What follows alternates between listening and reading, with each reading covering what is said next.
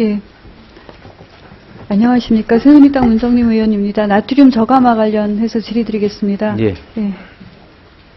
그간의 식약처를 중심으로 해서 나트륨 저감화 사업을 지속해서 가시적인 성과가 많이 나타난 것에 대해서 높이 평가하고 있습니다. 언론에서도 이제 많은 평가가 있는 것 같고요. 하지만 우리나라 국민의 나트륨 절대 섭취량이 그 OECD 비교해서 지금 몇 배나 되죠? 지금도 약 2배 정도 그렇죠. 됩니다. 2.4배 정도 됩니다. 우리나라 섭취량 4,583mg이고 OECD 권장량 2,000mg이고 영국이나 미국은 이제 3,000mg대입니다.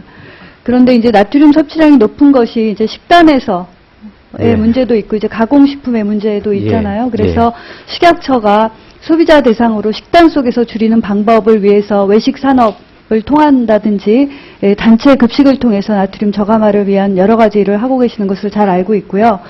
또 그와 함께 병행해야 될 것이 이제 가공식품에서 나트륨 저감화 노력을 해야 되는데 이제 병행하고 계시는 것으로 알고 있습니다. 근데 제가 작년에 국회에서 나트륨 저감화를 위한 선언식을 할 수 있도록 국회에 사무처 요청을 했을 때 정진석 사무총장님께서 바로 제안을 드렸을 때 바로 수락을 해주셔서 함께 네. 식약처와 또 네. 국민고혈압 사업단 또 국회가 함께 선언식을 했고 그 이후에 작년 가을 이후에 국회에서는 돌아가면서 매주 1회 저감화 식단으로 점심 식사를 하고 있습니다.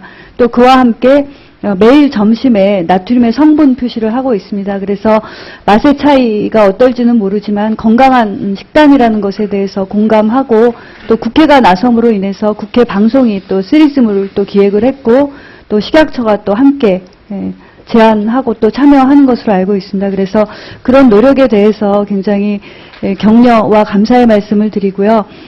제가 이제 추가해서 말씀드리고 싶은 것은 이제 가공식품을 위해서 저감화를 위한 노력을 대기업 위주로 하고 있는데 작년 국감 때 중소기업에 더 많은 제안과 노력을 해달라 이렇게 말씀을 드렸고요.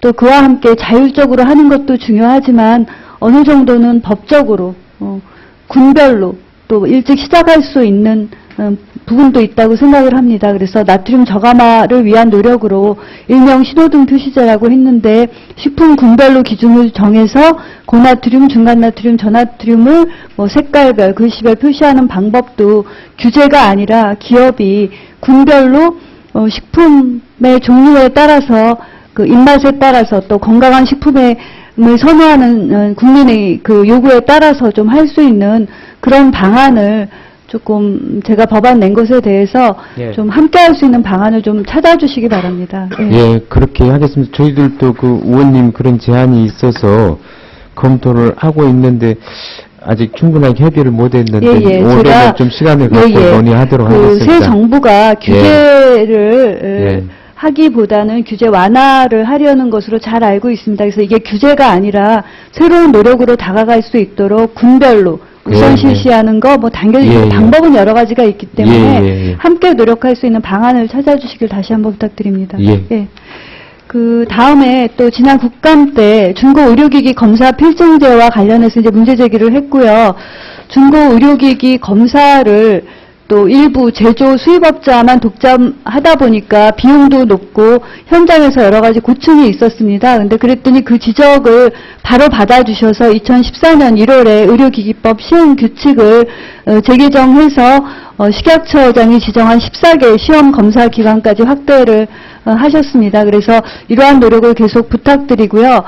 이와 함께 중고 의료기기 검사 기준 또 현장 지도 점검과 함께 또 교육 이런 것을 지속적으로 부탁드립니다. 그렇게 해 나가겠습니다. 또 이제 의료기관에서 어려움을 호소하는 것이 있는데요. 의료기는 그대로인데 개설자가 변경할 때 양도 양수할 때 검사를 또 다시 받으라 하는 부분이 있대요. 그런데 예를 들어서 검사 필증을 어제 받았는데 오늘 양도 양수가 이루어진다면 그런 경우는 검사를 다시 받을 필요가 없잖아요. 사실상 기기로 말하면 기기를 중심으로 생각을 할 때는 합리적인데요. 그래서 책임자가 의료기관이라고 생각할 때는 검사를 받아야 되겠다고 생각할 수 있지만 검사 기기를 중심으로 생각하면 받을 필요가 없는 것입니다. 그래서 그런 부분을 한번 검토해 주시기 바랍니다. 기계 대상으로.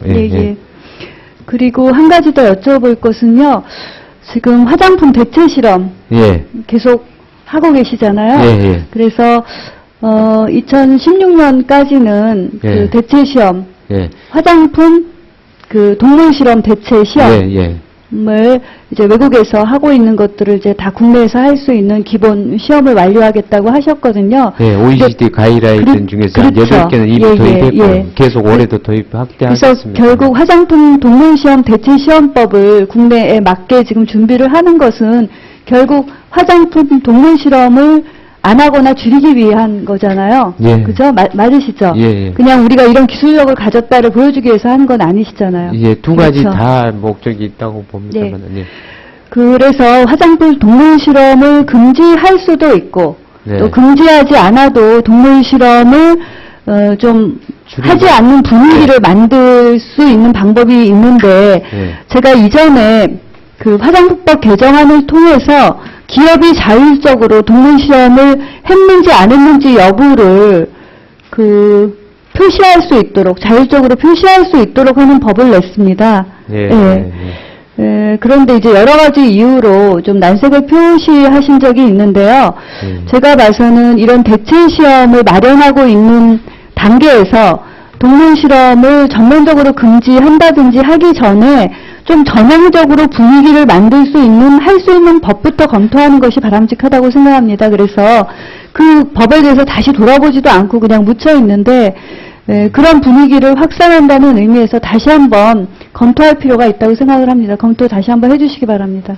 세계적인 추세도 동물 실험을 하지 않는 추세고, 지금 이제 중국만 유달리 이제 동물 실험을 요구하는데 좀 여러 가지 이유가 있는 걸로 판단이 됩니다만, 하여튼 좋은 제안이십니다. 제가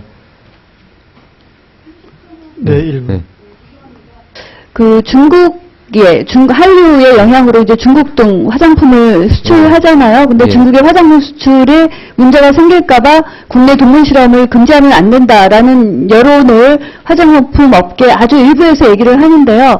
화장품 동물 실험을 그 중국에 수출을 할 때는 여기서 샘플을 보내서 중국에서 동물 실험을 해가지고 그 수입 여부를 그쪽 국가에서 결정을 하기 때문에 국내에서 동물 실험을 요구하는 것이 아닙니다. 그래서 경우가 굉장히 다르기 때문에 무슨 말씀인지.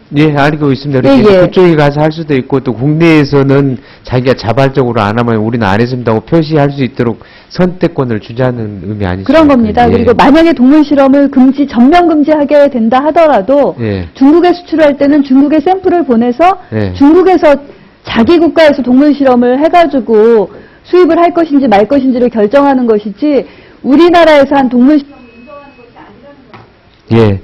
그래서 뭐 전면적인 금지 문제는 좀 이따 논의하기로 하더라도 그 문제는 검토하겠습니다.